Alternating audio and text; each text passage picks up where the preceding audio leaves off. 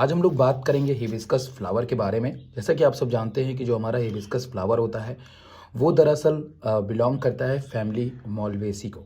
अगर हम फैमिली मॉलवेसी की बात करूं तो इसके काफ़ी फीचर्स ऐसे होते हैं जो आपको काफ़ी कॉमन देखने को मिलते हैं। तो जब भी आपके एग्ज़ाम में, जैसे नीट के एग्ज़ाम में भी मॉलवेसी फैमिली को डिस्कशन में लाया जाता है और बहुत बेसिक क्लास के अंदर भी हम इसके फ्लावर के डाइसेक्शन को जो है कई दफ़े करके देखते हैं। सबसे पहले आपको किसी भी फ्लावर के बारे में अगर आपको बताना है तो सबसे पहले उसके एक्सटर्नल मॉर्फोलॉजी की तरफ आपको ध्यान देने की ज़रूरत पड़ती है।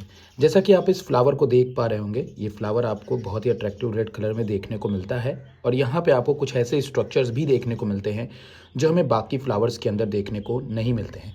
और ये एक कंप्लीट फ्लावर के रूप में जाना जाता है, मतलब ये एक कंप्लीट फ्लावर के रूप में माना जाता है। यहाँ पे सबसे पहले अगर हम फ्लावर की बात करते हैं तो आपको फ्लावर में ये बताना पड़ता है कि जो हमारा फ्लावर है वो ब्रैक्टिएट है या फिर इब्रैक्टिएट है। यहाँ पे जो आपको फ्लावर देखने को मिल रहा है ये एक ब्रैक्टिएट फ्लावर है। दरअसल यहाँ पे जो एपिकैलिक्स है ये भी रिजेंबल करता है हमारे इन्हीं ब्रैक्ट से, लेकिन यहाँ पे मैं ब्रैक्ट को नहीं बता सकता हूँ क्योंकि ब्रैक्ट और नीचे की तरफ मौजूद होता है। बस आप ये जान लीजिए कि ये हमारा ब्रैक्टिएट फ्लावर के अंदर जो है वो देखने को मिलता है। यहाँ पे जो आप इस स्ट्रक्चर को देख पा रहे हैं, दरअसल ये स्ट्रक्चर आपका एपिकैलिक्स कहलाता है।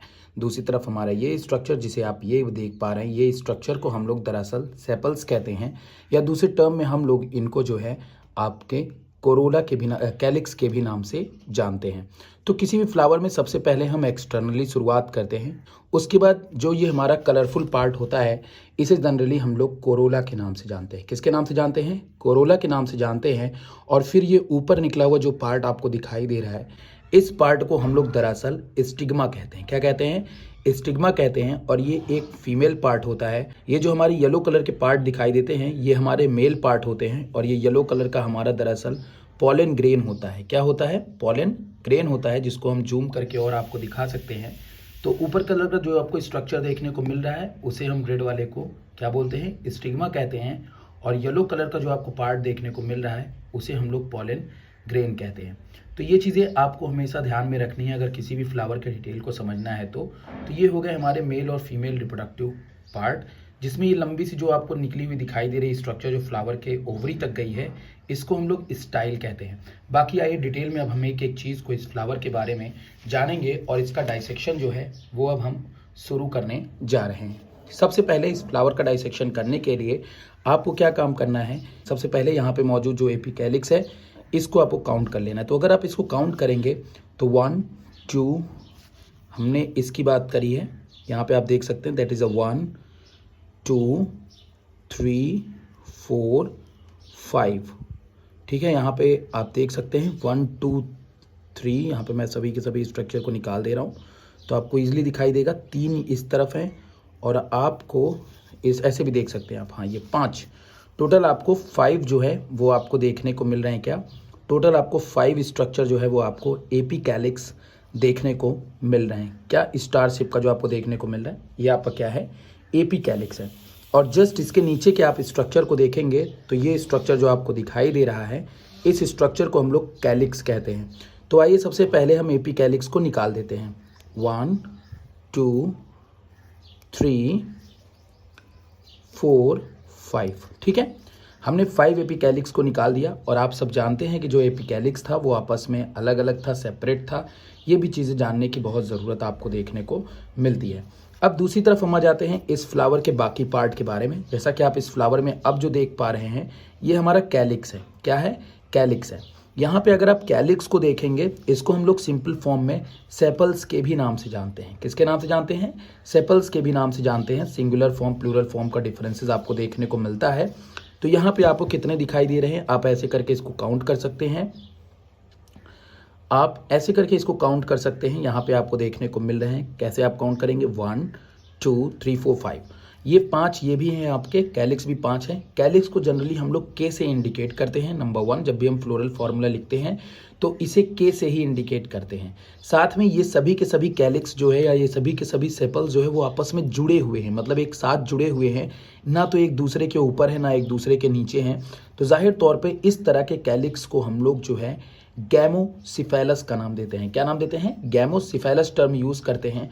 वहीं पे अगर हम दूसरी तरफ बात करें गैमोसिफेलस टर्म यूज़ करते हैं। वहीं पे अगर हम दूसरी बात करें तो यहाँ पे सभी के सभी एक बराबर इक्वल होल में लगे हुए हैं, मतलब कि यहाँ पे सभी के सभी आपके प्रॉपर, मतलब कि अगर आप बात करेंगे तो यहाँ पे आपको थोड़ा मैंने जूम कर दिया है, तो बिल्कुल एक दूसरे के ऊपर लगे हुए नहीं है, एक बिल्कुल राउंड शेप में है। इस तरह के एस्टिवेशन को जो है हम लोग वेलवेट एस्टिवेशन का नाम लेते हैं।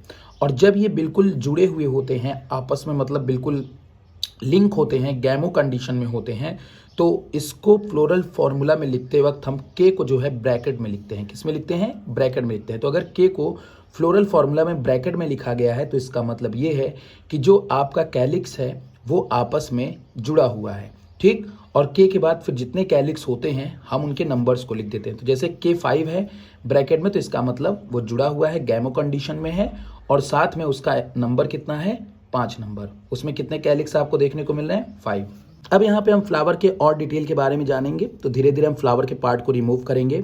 1 पूरा आप ऐसे ही रिमूव कर दीजिए, बारी बारी से रिमूव करने की ज़रूरत नहीं है, आराम से बहुत ही प्यार से आप इसको रिमूव करेंगे।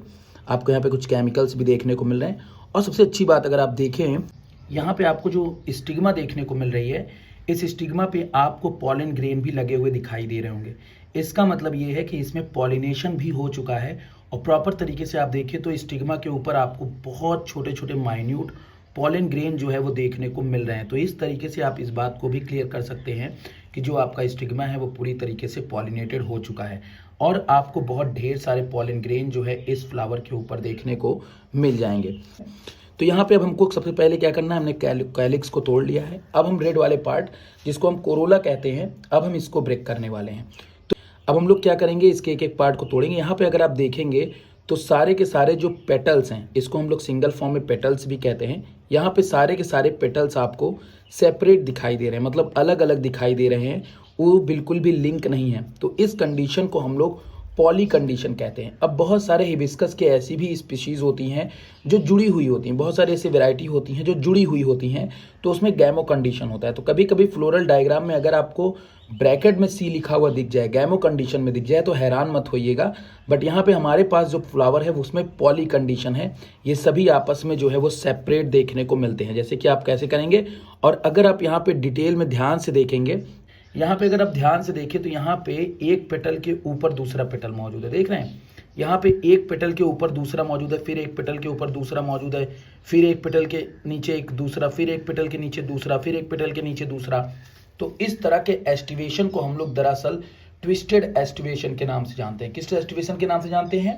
ट्विस्टेड एस्टिवेशन के नाम से जो है जानते हैं। तो हमने क्या क्या जाना इस फ्लावर के बारे में?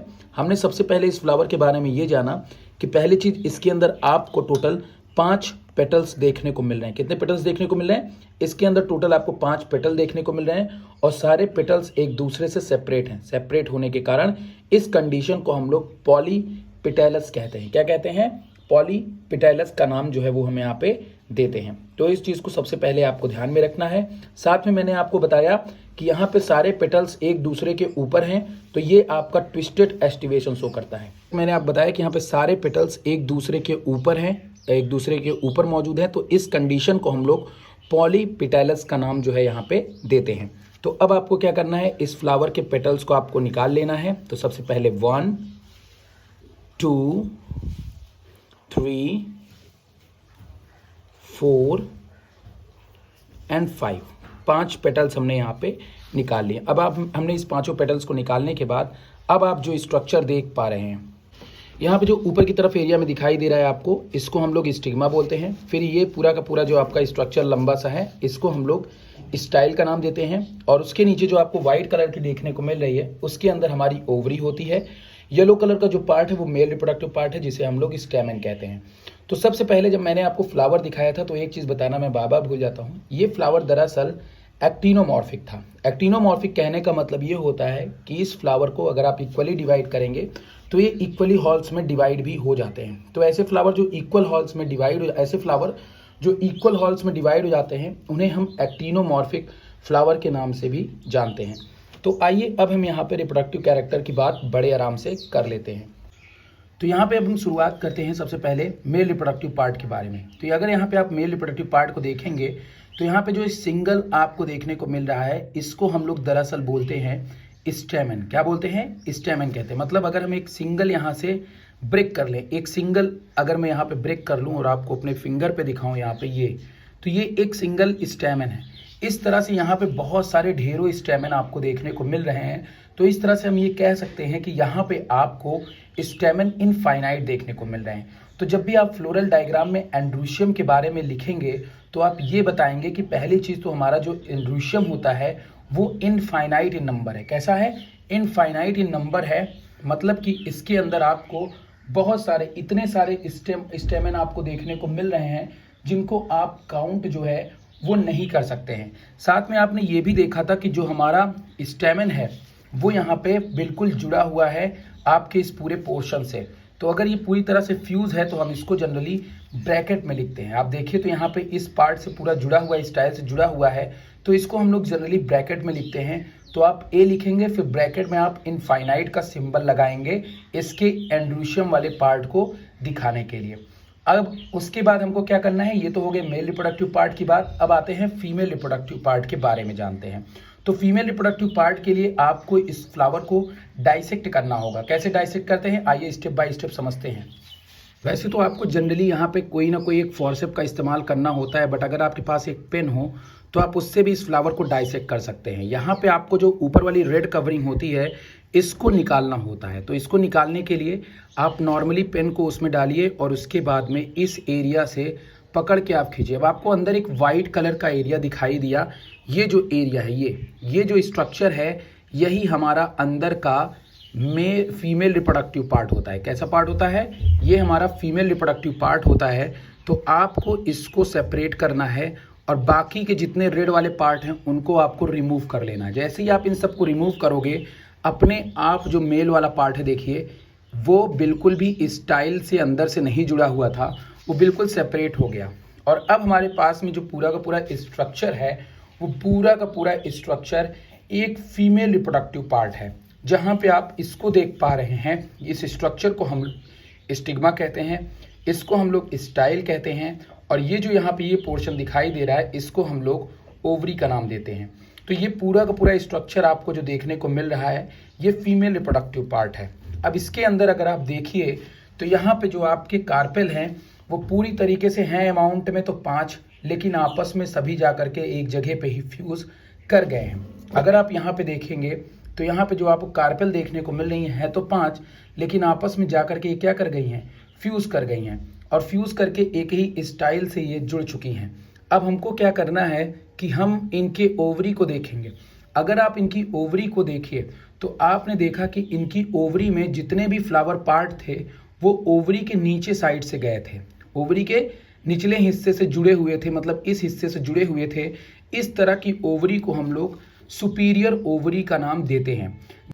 ये आपके टोटल जो है यहाँ पे लोक्यूल हैं, क्या है, लोक्यूल हैं।